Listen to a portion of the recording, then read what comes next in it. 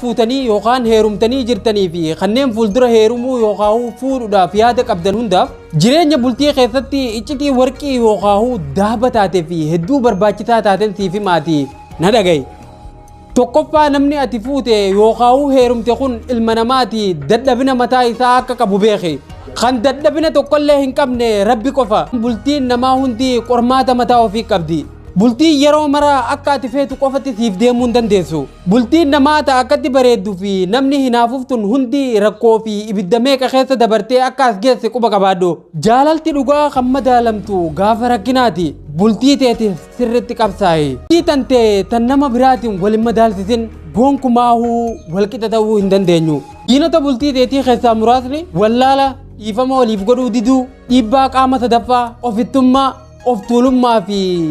hiikkaafaadha jaaffaan bultiin dhibbatti guutuu taate hin jirtu bultii waan hundaan qophaawaa tahe eessatti illee agartu bultiin hojii salphaa miti bultii teeti waliin guyyarraa of haarawamsi nama waan hundaan akka ati barbaadutti miti kan tolcheesiif kenne nama bultii waliin jaartu akka ati amala isaati fi kee waliin madaalsiftee waliin deemtuuf siif kenne gaafatamummaa fudhachuudha haalli jireenyaa jijjiiramuu waan danda'uuf bultii booda maaltu akka dhufu hin beekamu daa'ima argachuutu mala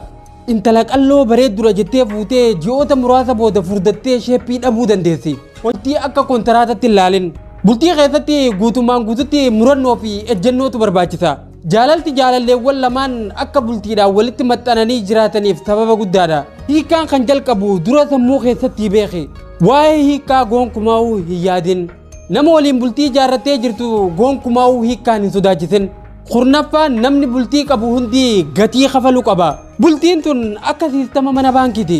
mana baankitti maallaqa duraan olin galchin baafachuu hin dandeessu bultii tee keessattis jaalala kabajaa nagayaa fi waliif yaaduu yoo hin galchin haadha manaa yookaahuu abbaa manaa gammachuu qabu ta'uu hin dandeessu bultii keessaa jaalalti bilisaa hin jirtu